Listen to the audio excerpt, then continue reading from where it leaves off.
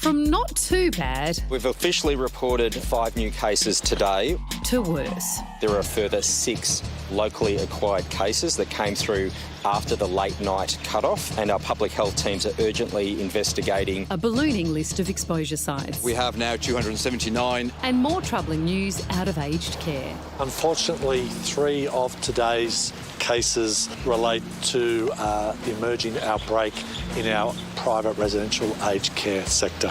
One, a 90-year-old resident has been transferred to hospital, while another was a carer who worked across 2 facilities, triggering emergency protocols and another round of finger-pointing. It's a Why question. don't you step up and put a stop to that? The answer to that is public aged care is a responsibility of the state government. Private aged care is a responsibility of the federal government. The federal government adamant they're doing their bit. We have commenced the hotspot support. That includes the support for surge workforce, the support for single-site workforce. Under persistent questioning, the strain was starting to show. How frustrated are you with the federal government if they've allowed aged care workers to work across hospitals? Look, you're inviting me to be critical of the Commonwealth government in this space. What's different this time? Answering the question, mate. None of us wants to put additional burdens on. Hang on. Hang on.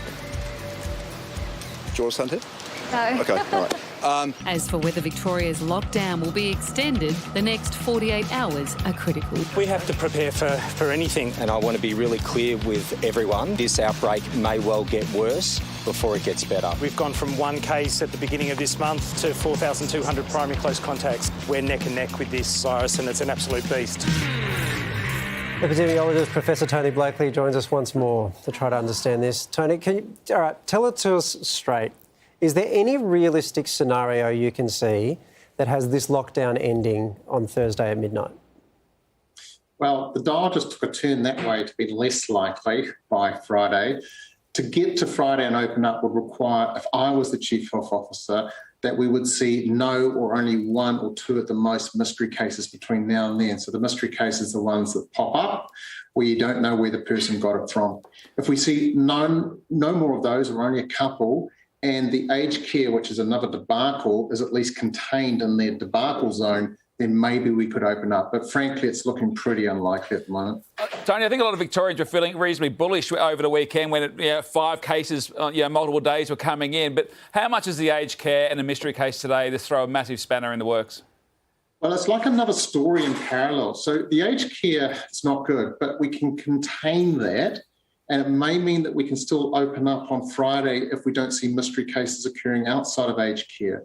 But the aged care, I thought we learned our lessons last year. You shouldn't have workers moving between sites.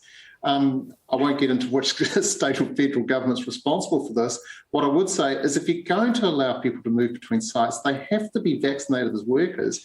And the majority of the residents have to be vaccinated before you even consider doing that. Tony, the virus just seems to love Melbourne. Why? It's a love affair that we don't want, isn't it? It's just extraordinary. We have been unlucky. I know I've said it before, but this virus behaves in a chance or stochastic manner.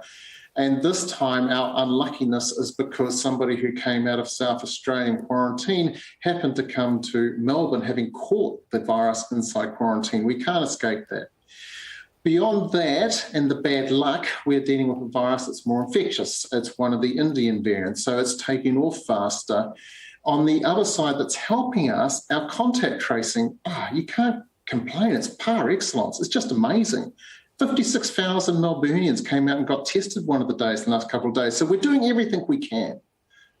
Tony, how do you feel about the rock throwing that's going on between the state and federal governments? As a health professional, that must annoy the hell out of you. I know that you want to unleash. Go ahead right now. Be our guest.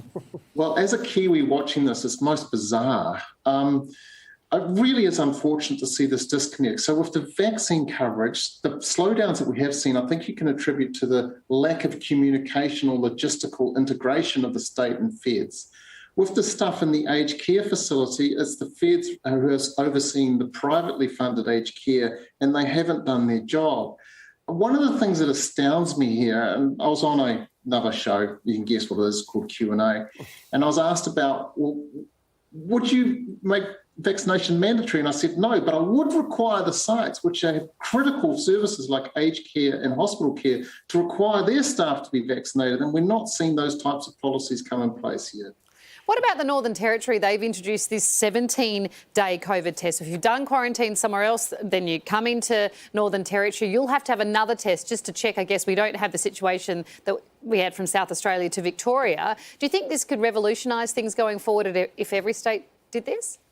Well, it's not the revolution we need, but it is a nice Band-Aid to put on the leaky boat, because it means if people come into your state, you test them 3 days later and check they're not infected. The real solution, the revolutionary solution, would be to do quarantine properly and actually build purpose-built facilities where the chance of airborne transmission, when you open your door onto the corridor and it wafts into the next room and that person who's on day 13 of their quarantine walks out infected, doesn't happen. That would be the revolution. Tony, I fear we'll see you tomorrow. Let's hope not, but I fear we will. We do enjoy it, Tony. Yeah. Yeah, well, it's adverse circumstances, but I do think we're doing what we can. It's just frustrating. It is very, very frustrating. You've got that much. Absolutely right, Tony. Thank you so much for speaking to us. Pleasure. Good night. With so much content online, it's sometimes hard to keep up with it all. And let's face it, who has the time? The Project YouTube has you covered with the stories that matter. Hit subscribe for a daily list of the news that you need to know.